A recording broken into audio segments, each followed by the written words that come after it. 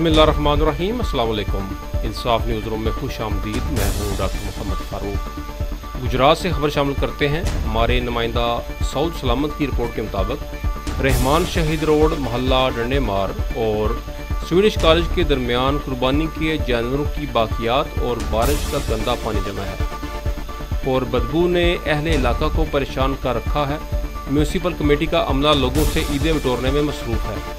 आवाम के टैक्सों से तनख्वाह पाने वाले म्यूनसिपल कमेटी का अमला इसी आवाम को फिर लूटने में मसरूफ़ है। आवाम से पैसे लेकर आलाइशें और कूड़ा करकट उठाया जा रहा है। कूड़ा करकट आधी सड़क पर काबज़ है। अहले दे की गुजरात इंतज़ामिया से पुरजोर अपील है कि इस तरफ भी तवज्जो दी जाए। बारिशों का मौसम है, अगर बर वक्त सफाई न की गई तो कोरोना के साथ साथ मज़ीद बीमारियाँ फैलने का खदशा है।